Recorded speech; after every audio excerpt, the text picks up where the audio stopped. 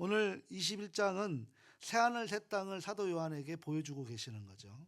그래서 새하늘 새 땅 우리로 이야기하는데 이거를 한문으로 하면 뭐가 돼요? 한자로 하면 신천지. 좋은 건 다 갖다 써요. 다 갖다 써.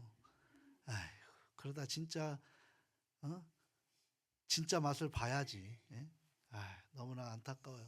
제가 이번에 금산 그 목사님들 만났는데 금산에 있는 목사님들이 기도해요. 기도 좀 해달래요.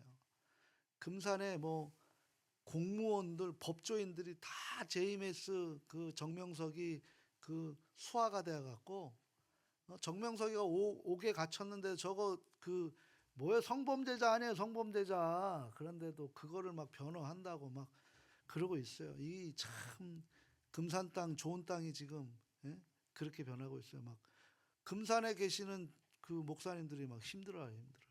거기가 막 아방궁이 되어갖고 사탄이 이렇게 역사를 해요. 막 눈에 보이는 것으로 막 그렇게 하는 거죠. 우리는 눈에 보이지는 않지만 우리는 눈에 보이는 확실한 증거를 가지고 살아가는. 그래서 우리는 심증으로 믿으면 안 되고 확증으로 믿으셔야 됩니다. 확신을 가지고 내 영혼이 확정되고 확정되었사니 내가 동굴에 있다 한들 그것은 하나님의 임재하신 하나님을 찬양합니다. 그런 우리의 목소리가 있어야지. 죽으면 천국, 살아도 천국 만드는 거, 죽어도 천국, 없어도 천국, 있어도 천국, 천국 만드는 것. 우리가 그렇게 가는 거죠. 그거 말고 더 있습니까? 그거 받고 인생도 행복한 게 뭐가 있어요. 그죠? 그러니까 우리는 어디로 와서 어디로 가는지 모르면서 그냥 너무나 달리기만 해요. 열심히 달려요. 근데 그 인생 그런 거 있잖아요. 막 열심히 올라갔어요. 그런데 이 산이 아닌가 보다 저 산으로 가자. 또 올라갈 수 있으세요? 두 번째 올라갈 수 있다고 해요. 근데 또 그 산이 아니라고 하면 또 저 산으로 가자면 또 올라갈 수 있으세요? 못 올라가는 거예요. 지친 거예요. 그러니까 우리는 정확한 목적지가 있어야 돼요. 그걸 없으면 방황하게 되는 거죠. 가족 여러분 지금 어디로 가고 있나요? 천국 가고 있는 줄 믿습니까? 네. 그러면 그 천국에 얼마나 가고 있는지 내 좁은 길에 얼마나 나를 따라오고 있는지 그걸 확인하셔야 되는 거죠. 가야 할 곳을 분명히 알고 있습니다. 우리는 가야 할 곳을 분명히 알고 있죠. 그리고 성경은 우리가 가야 할 목적지를 분명하게 이야기하고 있어요. 그래서 목적이 분명한 삶이 바로 성경적인 삶입니다. 내가 힘들어도 천국 가는 길이기에 견디는 거죠. 근데 아무리 화려해도 그것이 지옥 가는 길이라면 결론은 어떻게 되겠습니까? 그 마지막 그 호스피스 병동의 그 간호사들이 그 신앙을 많이 갖는데요. 믿음을 갖고 있으면은 거기서 막 역사가 된대요. 왜냐하면 예수를 믿는 사람과 예수를 믿지 않은 사람의 마지막에 발버둥이 완전히 다르대요.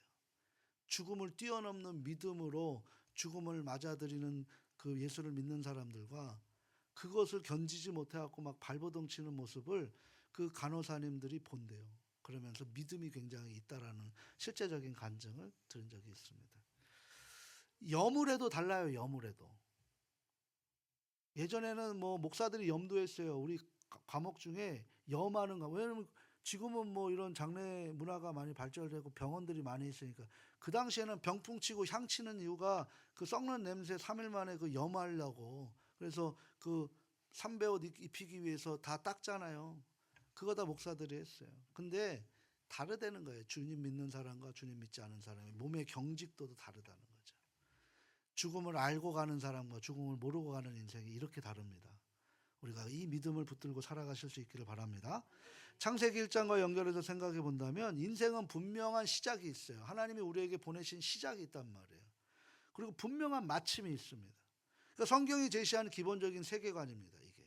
그러니까 놀라운 것은 본문이 제시하는 우리들의 마침이 믿을 수 없을 정도로 놀라운 결말. 그래서 우리를 보러 지금 성경이 뭐라고 하면 이기는 자라는 거예요. 마지막에 최후 승리자라는 거예요. 최후 승리자. 계시록 17장에서부터 20장까지는 악의 세력들이 들끓습니다. 우리 20장에 보게 되면 천년왕국이 있다고 그랬죠. 천년왕국 성경에 있어요 없어요? 없어요. 천년 동안인데 그 천년은 뭐 앞천년 뒤천년 무천년 필요 없다는 거예요. 그거 뭐예요? 그만큼 하나님이 그 기간 동안에 내버려 두신다. 그런데 결론은 어떻게 됩니까? 마지막 때 지옥은 누구를 위해서 만들었다고요? 사탄 마귀를 위해서 만들어 놓은 거예요. 거기에 우리가 마음 빼앗겨서 같이 들어가면 되겠어요, 안 되겠어요? 이게 바로 마귀가 하나님 앞에 복수하는 거예요. 내가 사랑하는 걸작품을 마음을 빼앗아서 이곳에 던져지게 하는 거예요. 그게 복수예요. 그게 복수. 하나님 마음 아파하시는 거죠. 그래서 예수님이 직접 이 땅에 오셔서 죽은 자도 살려내시려고 그렇게 몸부림치셨던 그 성육신 사건이 바로 성경의 이야기라는 거예요.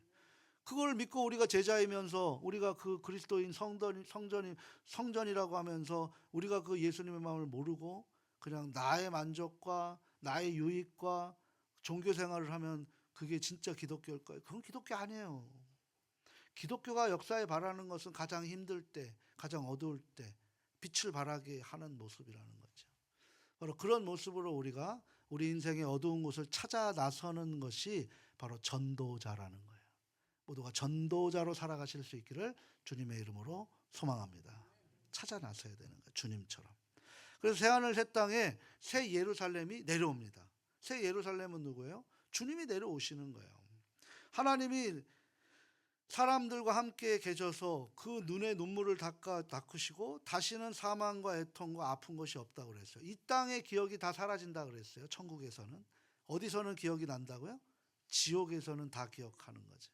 그래서 그걸 놓고 후회하고 천국 가고 싶어도 못 가게 되는, 영원히 그 괴로움에 살게 되는 모습, 그런 모습이에요. 보좌에 앉으신 이가 새롭게 하십니다.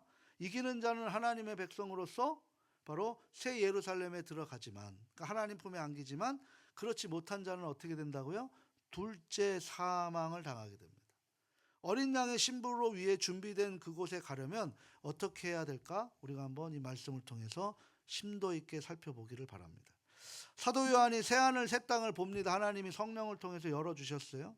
새하늘 새 땅은 이사야 65장 17절에 보라 내가 새 하늘과 새 땅 그리고 을 창조하나니 이전 것은 뭐가 되었다고? 기억되거나 마음에 생각나지 아니할 것이라. 천국에서 우리가 생각이 있어요, 없어요? 없는 거예요. 그러니까 여기에 가족 구성원이 천국에서는 가족 구성원이 될까 안 될까? 안 돼요. 그러니까 지금 내 기억이 있는 한 죽어가는 내 아들, 딸, 자녀들을 전도해야 돼요, 안 해야 돼요? 해야 되는 거. 언제? 이 땅에 기억이 있는 한. 하나님 나라 가면 다 하나님 자녀지 뭐. 내 자녀, 네 자녀가 어디 있어? 다 하나님 자녀지. 여기에서 형용사 새라는 것은 질적으로 다른, 그러니까 전에 없었던 것을 의미합니다. 그러니까 오늘 본문 1절에 처음 하늘과 처음 땅은 바다는 없어졌고, 직역하면 왜냐하면 처음 하늘과 새 땅이 사라졌기 때문이라는 거죠. 이게 바로 직역의 의미인데, 그러면 이것은 뭐냐? 바다도 다시 있지 않더라 라고 얘기하는 것은 그 바다도 더 이상 존재하지 않더라라는 거죠. 하늘의 바다, 땅의 바다 틀려요. 하늘의 바다는 진리예요. 진리가 우리를 뒤덮일 때 우리가 살아날 수 있는 거예요. 근데 땅의 바다는 뭐예요? 고통의 바다. 그걸 뭐 불교 용어로 뭐라 그래요? 고해라고 그러는 거예요. 한치 앞도 모르는 인생을 이야기하는 거죠. 그러니까 그 바다가 계시록 13장 1절에 짐승이 나오는 악한 근원으로 보게 되는 거죠. 그래서 돼지떼가 바다로 들어갑니다. 그래서 그리스 신화에서는 바다의 신을 어떤 신이라고, 최고의 그 사탄의 대장이라고 얘기하는 신이 어떤 신이에요? 포세이돈이라고 그래요. 포세이돈. 그게 바다의 신이라는 거죠. 그러니까 바다에 올라온 첫 번째 짐승이 사람의 마음을 미혹시킨다는 거예요. 사탄이죠. 용, 뭐 그런 거 다 이야기 우리 다 알잖아요, 이제. 그죠? 모른 척하지 마십시오. 이제 2년을 지금 공부하고 있는 거예요. 디테일하게. 자, 두 번째 짐승의 거짓 선지자들이 지금 나타나서 뭐를 입어요? 목자의 적그리스도. 뭐예요? 적그리스도. 그러니까 우리가 구별하지 못하도록 탈을 쓰고 그렇게 적그리스도로 나타나는 거죠. 그리스도인데 적그리스도라는 거죠. 지금 성경 갖고 장난치는 사람들이 적그리스도, 성경이 아닌 다른 거 갖고 장난치는 사람들은 사이비. 이단과 사이비가 구별되겠죠? 그러면 뭐야, 신천지는 이단이에요, 사이비예요? 이단이지. 성경 갖고 장난치잖아요. 그죠? 네, 그런 거예요. 이게 적그리스도라는 거죠. 짐승의 표를 받도록 강요합니다. 그래서 신천지가 되면 자기가 이 땅을 지배하고 있겠다. 뭐 청년들이 야 내가 이 땅에 지금 제 뭐 수지를 내 뭐 수종으로 들 거야 뭐 그렇게 지금 청년들이 미혹당하고 있는 거야. 너무나 마음 아파요. 지금 막 그런 일들이 막 너무 많이 벌어져요. 하늘을 대적하던 사단과 짐승과 세상의 권세들과 사람들이 다 심판을 받은 후에 하나님의 통치 아래 새로운 세상에 온전히 회복될 것을 지금 성경이 우리에게 보여주고 있는 거예요. 그래서 새하늘 새 땅은 단순히 타락 이전의 피조 세계로 회복되면 되는 것이 아니라 원래 창조 목적인, 그래서 성취된 창조의 완성, 그러니까 하나님께서 그 사단에 의해서 선악을 알게 하는 나무 열매를 따먹기 이전의 모습을 하나님이 완전한 세상으로 다시 만드는 거예요. 그렇게 만들어 놓으신 거죠. 완성형. 그것은 이제 또다시 시험형이 아니라 완성형이라는 거죠. 완성형. 그래서 사도 요한이 보니까 새 예루살렘이 하나님으로부터 하늘에서 내려옵니다. 그래서 처음 하늘과 처음 땅의 예루살렘이 거룩한 성이라고 불리는 것처럼 새하늘 새 땅의 새 예루살렘 성도 뭐가 되는 거예요? 거룩한 성이 되는 거죠. 계시록의 이 새 예루살렘을 갈라디아에서는 뭐라고 얘기하냐면 위에 있는 예루살렘이라고 해요. 위에 있는 예루살렘. 연관되는 거죠. 갈라디아서 4장 26절 한번 읽어볼까요? 오직 위에 있는 예루살렘은 자유자니 곧 우리 어머니라. 아멘. 그러니까 새 예루살렘을 남편을 위해 단장한 신부의 모습으로 비유하죠. 계시록 19장 7절에 성도들이 어린 양의 신부라고 소개를 합니다. 우리 같이 공부했죠. 계시록 21장 오늘 본문 2절에 보게 되면 성도들에게 거하게 될 새 예루살렘이 뭐라고 해요? 신부라고 묘사하고 있어요. 그러니까 신부는 어린 양이신 그리스도에게만 충성하여 신실하게 믿음을 지키는 하나님의 백성들을 가리킵니다. 성도라는 것, 거룩한 무리라는 거죠. 계시록 19장 6절에서 8절 우리 한번 확인해 봅니다. 또 내가 들으니 허다한 무리의 음성과도 같고 맑은 물소리와도 같고 큰 우레소리와도 같은 소리로 이르되 할렐루야 주 우리 하나님 곧 전능하신 이가 통치하시도다. 우리가 즐거워하고 크게 기뻐하며 그에게 영광을 돌리세. 어린 양의 혼인 기약이 이르렀고 그의 아내가 자신을 준비하였으므로 그에게 빛나고 깨끗한 세마포 옷을 입도록 허락하셨으니 이 세마포 옷은 성도의 옳은 행실이로다 하더라. 아멘. 그러니까 우리의 신부의 옷이 뭐라고요? 옳은 행실. 옳은 행실이 뭘까? 뭐예요? 착하게 사는 거? 그럼 예수 안 믿는 사람은 착하게 안 살아요? 오히려 예수 안 믿는 사람들이 더 좋은 일도 하잖아요. 옳은 행실이 뭘까? 영혼 살리는 거, 영혼 살리는 거. 죽은 자 살려내는 거. 주님이 이 땅에 오신 그대로 우리가 영혼 살려내고 주님 소개하는 일. 이게 옳은 행실이에요. 세마포 옷 입은 성도들이 뭘 한다는 거예요? 영혼 구원한다라는 거예요. 영혼 구원. 신부처럼 단장한 새 예루살렘은 자주옷과 붉은색 옷 보석을 사치하고 치장한 바벨론과 대조적으로 모습을 일으키죠.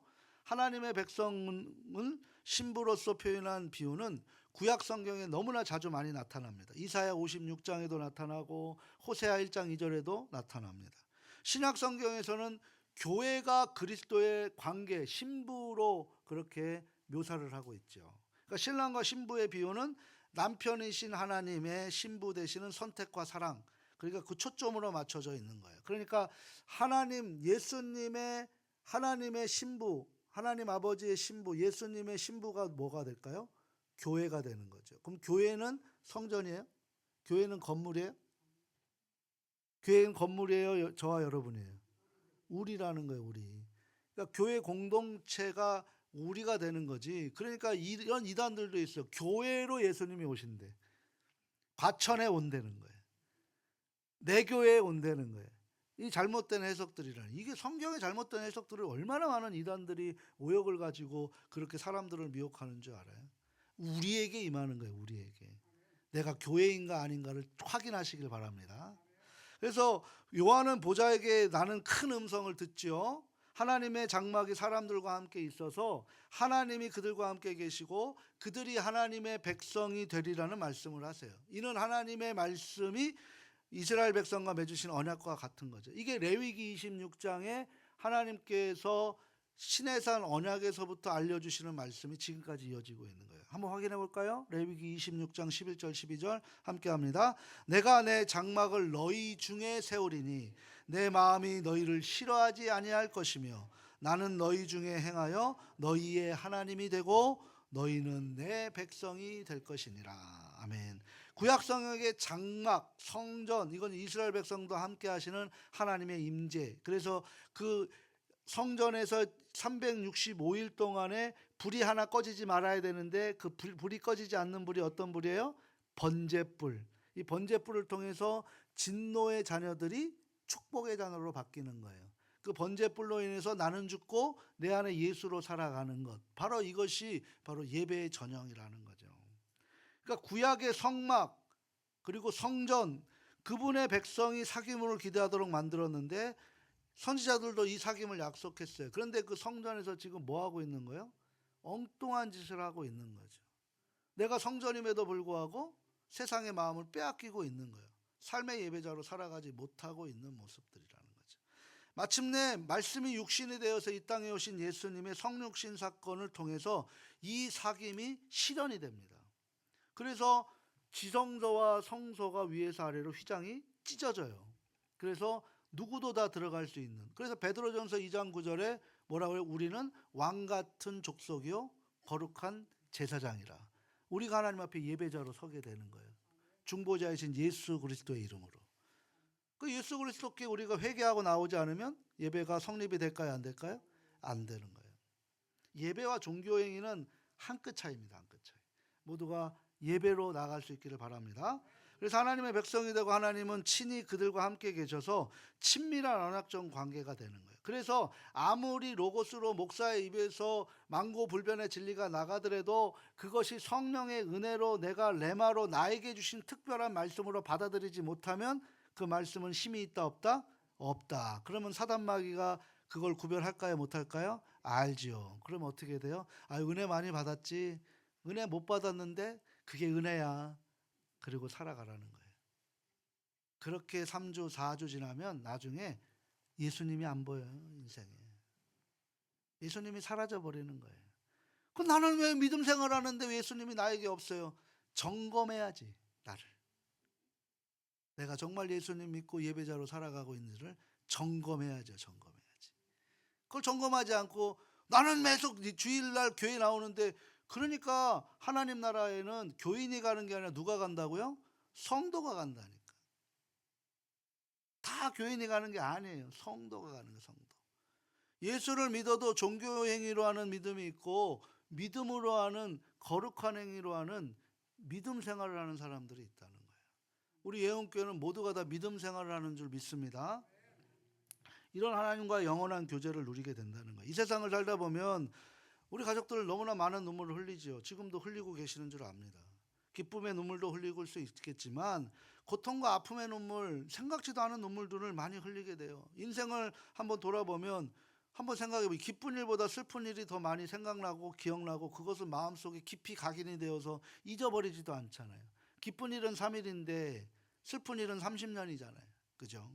사랑하는 사람을 떠나보내기도 합니다. 영과 육이 연약함으로 힘들어질 때가 너무나 많이 있어요. 아담의 범죄로 인해서 인간은 하나님의 형상, 그러니까 하나님의 통치를 잃어버렸기 때문에 하나님보다 누구를 의지해요? 내 눈에 보이는 나를 의지하게 되는 거예요. 자신을 의지하게 되는 거예요. 이게 바로 뭐예요? 죄 때문인 거예요. 이 죄. 하나님의 거하기보다는 죄 가운데 거하는 것을 원했고 이것이 우리에게 익숙해지니까 우리의 모습은 악한 모습인데 이것이 더 이상 악한 건지 모르는 거예요. 그러다 보니 하나님의 임재보다 부재를 더 많이 경험하고 익숙해져서 어두움에 익숙한 삶의 그런 삶을 살아가는 거죠. 그때 빛이 팍 붙이면은 우리가 어두울 때 불 한번 딱 켜면은 어떻게 돼요? 그죠?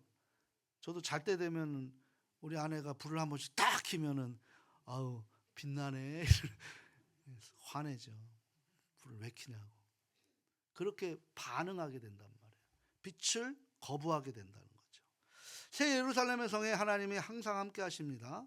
새 예루살렘에서 찾아볼 수 없는 것들이 있습니다. 뭐가 없을까요? 눈물이 없어요. 천국에 눈물이 없어요. 그리고 왜? 그 우리들의 눈물을 하나님이 다 닦아주시기 때문인 거죠. 사망이 없습니다. 죽음이 없어요. 왜? 사망의 음부에 그것을 던진 거죠. 사망은 언제 생긴 거예요? 불순종에서 생긴 거예요. 반드시 죽으리라. 우리의 책임으로 사망이 생긴 건데 그 책임을 예수님이 대신 죽으셨잖아요. 사망이 없는 거예요. 사망이. 대신 불못에 던졌기 때문에. 그 옛 세상의 사망은 죄의 결과예요. 우리의 책임이에요. 애통하나 곡할 일도 없지요. 아픔도 사라집니다. 왜? 기억이 없으니까. 처음 것들에 속한 것들이에요. 이게 다. 그런데 모든 악이 사라지고 새 예루살렘에는 죄뿐만 아니라 죄의 결과인 슬픔과 고통과 기억 아무것도 다 없는 거예요. 하나님과 인간 사이의 관계된 모든 것이 완전한 회복으로 하나님과 하나가 되는 것이 됩니다.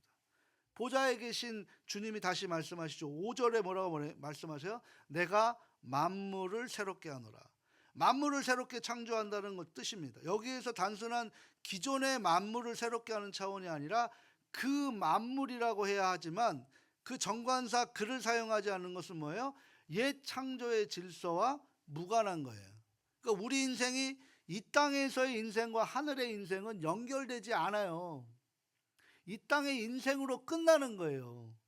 만물이 새롭게 만드는 새 창조가 되는 거예요. 그래서 갈라디아서 5장 7절에 뭐라고 얘기하세요? 이전 것은 지나갔으니 보라 새 것이 되었도다. 그럼 우리는 새 것을 가지고 살아가야 되는데 이 땅이 완전한 세상이 아니다 보니까 우리가 두 음성을 듣는 거예요. 하나님의 음성을 듣느냐, 세상의 사단의 음성을 듣느냐. 세상의 사단의 음성을 들으니 옛 습관을 따라 세상의 마음을 빼앗기게 사는 것이고, 새 창조가 되어서 거듭난 인생으로 살아가면서 하나님의 말씀을 듣고 살아가니 우리가 이 땅에서 지옥 같은 이 세상에서 천국을 붙들고 내 영혼이 은총이고 빈들이든 왕국이든 어느 곳이든 하늘나라 만들어지는 거예요.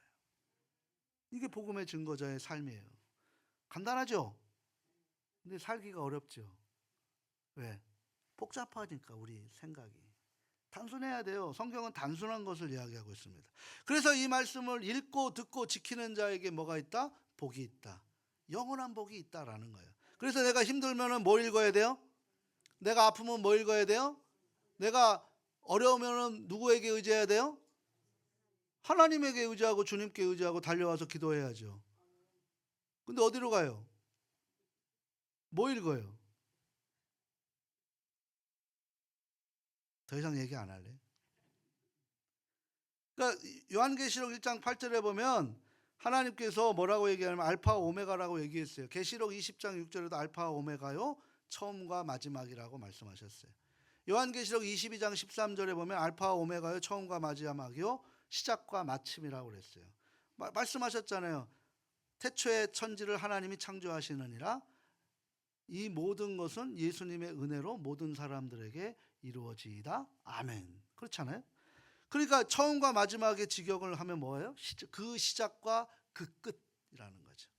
역사의 주관자로서 세계의 창조와 완성을 마무리하시는 분이 누구라는 거예요? 하나님 아버지라는 거예요. 그러니까 내 인생이 내 거예요? 하나님 거예요? 아는 사람만 아는 거예요. 이거 세상 사람들의 내 인생이 왜 하나님 거예요? 내 거지. 내 자식도 내 자식이고 그러니까 내 자식만 위하고 있는 거예요. 뭐라 그래? 너는 남들을 밟아서 위대한 사람이 되어라. 그러면 김일성밖에 더 되는 거예요. 열심히 배워서 남 줘라. 남을 구원시켜라. 그게 성경적인 거 아니에요.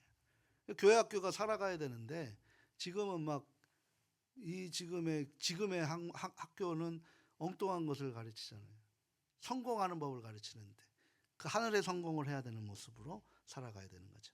계시록 7장 17절에 어린 양이 그들의 목자 되셔서 생명수 샘으로 인도하신다고 했는데 그 약속이 온전히 이루어지는 것을 오늘 본문에서 보여주고 있는 거예요. 계시록 21장 7절 말씀 한번 읽어보도록 합니다. 이기는 자는 이것들을 상속으로 받으리라. 나는 그의 하나님이 되고 그는 내 아들이 되리라. 아멘. 6절에 보게 되면 목마른 자, 7절에 이기는 자 다 똑같은 얘기예요. 그래서 목마른 자가 주님을 찾을 때 이기는 자로 바뀌는 줄 믿습니다. 바로 그 이기는 자라는 게 뭘까요? 죄와 시험과 유혹을 이기고 세상과 마귀의 유혹과 핍박을 이기는 자를 말하는 거예요. 우리 예수님도 이 땅에 인간으로 오셨죠. 배고프셨대요. 피곤하셨대요. 40일 굶으시면 주님은 배가 고플까요? 안 고플까요? 고프죠. 그때 성령이 광야로 인도해서 마귀의 유혹을 당하게 하십니다. 근데 그때 이길 수 있는 유일한 방법이 뭐였어요? 신명기 말씀이었어요. 말씀으로 이게 우리에게 보여주신 거예요. 그러면서 공생애가 시작이 된 거예요. 거듭난 우리들이 그 말씀으로 이기는 모습으로 가장 극한 상황에서도 말씀으로. 그래서 신명기 8장에 뭐래요? 우리는 입으로 들어가는 떡으로만 살 것이 아니요 하늘에서 내리는 만나 영원한 하나님의 말씀으로 살게 하려 하심이라. 그게 하나님의 광야의 여정이라는 거죠. 세상은 악하여 사탄의 마귀는 강합니다. 우리 이번 주 금요일 날 그 사탄의 그런 이야기를 했는데, 반대로 우리는 약하죠. 예? 우리는 전설의 고향 네 다리 내놔도 벌벌 떨어갖고 그 골목길도 못 가는 이런 연약한 인생들인데, 근데 우리 주 예수 그리스도의 십자가의 공로를 믿는 자마다 세상을 이기고 이 사탄 마귀가 우리 안에 있는 것을 사탄 마귀가 알고 일곱 길로 도망간다니까요. 확인이 돼야죠. 예수를 믿는 믿음의 고난을 피하여 세상의 이익을 취하기 위해서 비겁하게 하나님을 부인하는 자들은 결코 이기는 자가 될 수 없다는 거예요. 그래서 우리는 끝까지 인내해야 되는 거예요. 그래서 이 약속의 말씀을 우리는 확신해야만 이길 수 있겠죠. 확신할 수 없는데 어떻게 그 유혹을 이길 수 있겠어요? 어떤 상황에도 주님을 붙들어야 돼요. 받으리라, 주님께 속한 유업을 반드시 받으리라 라는 뜻이에요. 하나님의 백성은 하나님의 나라를 반드시 상속하는 줄 믿습니다. 나는 그의 하나님이 되고 그는 내 아들이 되리라. 지금 하나님이 약속해 주셨잖아요. 이 표현이 사무엘하 7장 14절에 뭐라고 얘기해요? 나는 그의 아버지가 되고 그는 내게 아들이 되리니. 사무엘하에서는 아버지가 7절 이 계시록에서는 하나님으로 바뀌어온 것밖에 없어요.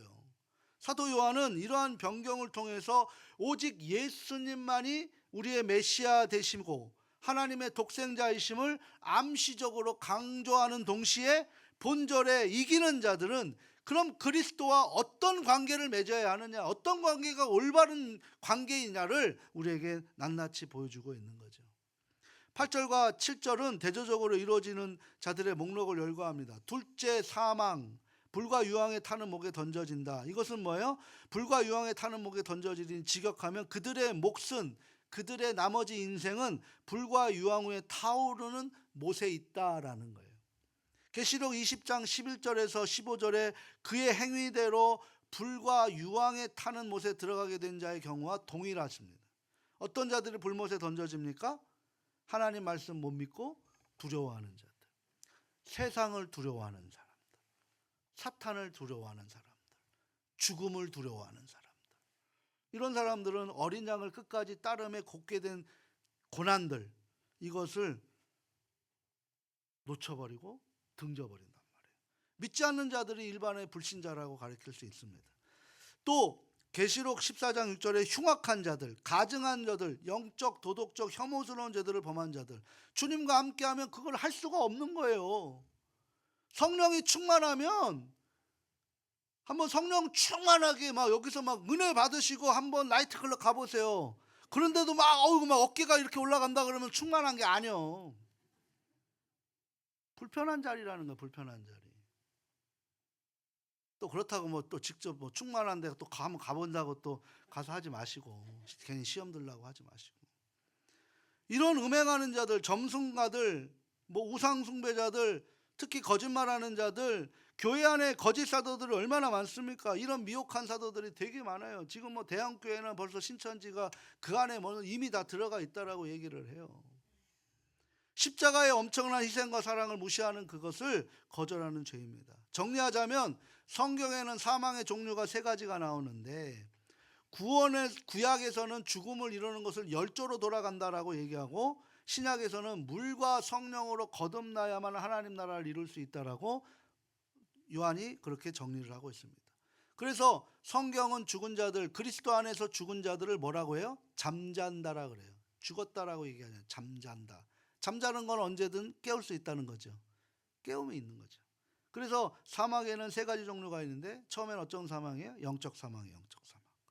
그래서 아담이 범죄했을 때 정죄되어서 생명의 근원이신 하나님과 단절된 상태. 그것이 바로 우리예요. 그러니까 죽은 존재들이지.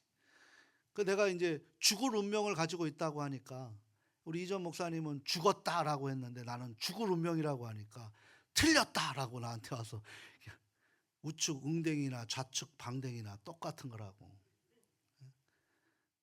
코끼리 다리만 보고 코끼리 보지 마시고 코끼리 코도 코끼리라고. 죽었던 존재나 죽을 운명을 갖고 있는 삶이나 다를 게 뭐가 있냐는 거죠. 그죠? 아담의 후손이기 때문에 우리는 영적 사망의 상태가 있는 거예요. 다음에 뭐예요? 육적 사망. 이미 현세와 영원히 분리된 육체적인 사망을 이야기하는 거, 죽은 것.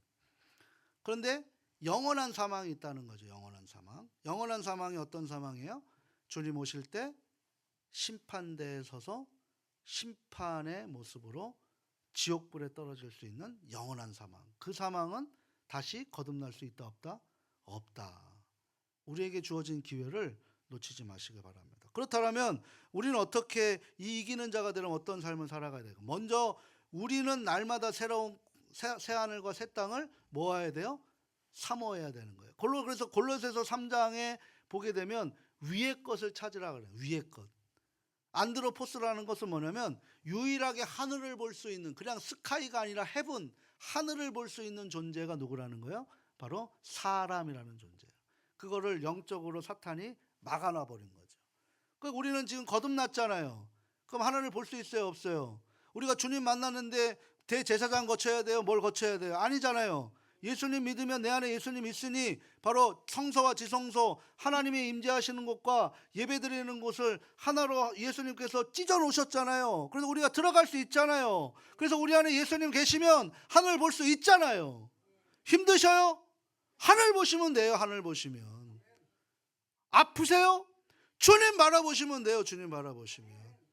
외로우세요? 두려우세요? 주님 부르짖으시면 돼요. 주님 부르짖으면. 이제 그렇게 하셔야 됩니다. 이번 주 금요일에 얼마 나오는지 볼게요. 이제 더 나은 본향, 하늘의 본향을 찾게 하는 거예요. 성도는 예수님이 재림하셔서 새하늘 새 땅에 펼쳐지는 날을 사모하는 거예요. 그래서 마라나타 주님 오시옵소서. 내가 옳은 행실을 하고 있지 않은 상태에서 주님 오시면 어떻게 돼요? 야, 이거 걱정되는구나. 그렇게 하는 거예요. 구원은 예수님을 믿음으로 단번에 이루어진 줄 믿습니다. 근데 내 믿음이 작은 믿음인지 큰 믿음인지 성화된 존재인지 아니면 아직 어린 믿음을 갖고 있는 작은 그런 존재인지 그걸 확인하는 거예요. 믿음을 크게 가지시길 바랍니다. 넓게 가지시길 바랍니다. 우리 머릿돌이 뭐예요? 이 한 명이 1000명을 이루겠고, 뭘 1000명을 이뤄? 1000명의 영혼을 구원하겠다는 거예요. 그 강국을 이루겠다는 거예요. 몇 명이에요? 지금 우리만 해도 200만 되겠네. 하나님 나라 세울 수 있기를 바랍니다. 주님과 동행한다는 의식을 가지고 살아가야 돼요. 그리고 주님과 동행한다는 의식을 가지고. 에녹이 바로 그런 의식을 가졌죠. 에녹은 항상 동행했다는 게 아니에요. 다윗이 항상 동행했습니까? 그럼 밧세바 사건 일어나면 안 돼요. 인구조사하면 안 돼요. 근데 왜 했어요? 넘어졌어요. 그런데 베드로와 가룟유다의 차이가 뭔지 아세요? 베드로와 가룟유다, 어떻게 보면 가룟유다보다 베드로가 더 나쁜 짓을 했어요. 근데 통곡하고 울었어요. 성령이 통제하게 하시니까 그 자리에서 통곡하고 울었단 말이에요. 회개를 했다는 거죠. 가룟유다는 자책을 해서 자기 목숨을 자기가 끊어버린 거예요. 우리는 뭐예요? 에녹이 365일 300년 동안 동행한 게 아니라 내가 오늘 잘못하고 있는 것, 주님이 나에게 양심으로 말씀으로 예배를 통해서 여러 가지 의미를 통해서 나단에게 그 이야기를 듣고 나서 바로 고꾸라지는 다윗처럼 그렇게 우리가 살아가는 것, 주님을 의식하고 살아가는 것, 그게 바로 에녹과 같은 주님과 동행하는 삶인 줄 믿습니다. 예배 자리 힘써 지키실 수 있기를 바라요. 이게 임마누엘 선한 행실에 대한 모습이에요. 그리고 마지막에 뭘까요? 고통당하는 자들을 위로해야 돼요. 하나님이 나에게 주신 고통 왜 주셨다고 생각하세요? 써먹으려고. 나에게 주신 고통이 상처가 돼서 스티그마가 생기잖아요. 흔적이 생기잖아요. 이걸 스티그마라 그러는데, 스티그마는 뭐예요? 카리스마는 뭐예요? 은혜. 스티그마는 흔적이에요. 말하는 거는 표현한다는 거거든요. 그러니까 은혜도 표현해야 되고, 상처도 나에게 주신 상처가 아물어져야 돼요. 그러니까 내가 상처받았을 때는, 상처 입고 있을 때는 열심히 치료에 집중하십시오. 그리고 그것이 딱정이가 맺고 흔적이 생겨서, 그 흔적이 생기면 아파요, 안 아파요? 아프진 않지만 아픈 기억은 있잖아요. 그럼 다리 아파본 사람이 다리 아픈 사람들의 마음 알아요, 몰라요? 아는 거예요. 이게 상처 입은 치유자예요. 하나님은 우리에게 그렇게 주시는 거예요. 근데 그 상처 붙들고 아이고 하나님 나는 죽겠어요 하면은 언제 치우자고, 언제 하나님께서 써먹으실 거예요? 못 써먹는 거예요. 못 써먹는 거예요. 상처에서 튀어나오시길 바랍니다. 상처를 온전히 치유하시고 그 기억을 가지고 나에게 주신 상처를 하나님이 내게, 그 상처에게 동조자로 들어가 위로자로 나아갈 수 있게끔 하시는 거예요. 욥기를 보세요. 욥기를. 욥의 세 친구 보냈더니만 욥의 세 친구들이 엉뚱한 짓 한 거 아니에요. 그러니 어떻게 돼요? 위로가 안 되는 거죠. 바로 우리가 그런 삶으로 살아가면 안 된다는 거죠. 아파하고 힘들어하고 어려워한 사람들에게 다가가서 그 위로를 줄 수 있도록 나에게 이 상처를 주셨다라고 우리가 해석하게 되면 하나님께서 놀라운 역사가 우리의 삶 속에 일어나게 될 줄 믿습니다. 그리스도의 신부는 교회예요. 그래서 예루살렘의 교회는 교회를 상징한다는 거예요. 다 이루었다라고 지금 완료형으로 말씀하고 있는 거죠. 이 말씀은 모든 역사의 처음과 끝 전부가 대신 창조주의 하나님이 창조 목적을 다 성취하는 데 있어요. 그래서 모든 자가 이 은혜를 누리는 것은 아닙니다. 누가 누리는 거예요? 이기는 자, 주님께 의지하는 자만 이길 수 있게 되는 줄 믿습니다. 사랑하고 소중하고 존경하는 가족 여러분, 성도들이 현재 겪는 고난은 장차 나타날 영광에 비교할 수 없을 정도로 미약한 것입니다. 로마서 8장 18절에 말씀하고 있어요. 그래서 내가 아무리 나를 죽이려고 하고 아무리 나를 흔들어도 그 예수 그리스도의 사랑에서 누가 그것을 끊으리요? 라고 하는 거예요. 우리 주님이 바로 그런 믿음으로 우리에게 다가가게 되는 줄 믿습니다. 계시록에서 믿음을 죽기까지 예수 그리스도를 따르는 거예요. 이 종말론적인 신앙에 적당이라는 건 없습니다. 다시 한번 말씀을 드리지만 신앙생활 적당히 하시려고 하시면 그건 안 되는 거예요. 하려면 제대로 하시고 안 하려면 아예 하지 마시고 둘 중에 하나 하셔야 돼요. 새하늘 새 땅에 임할 새 예루살렘 성을 상속받은 성도들이 바로 저와 여러분입니다.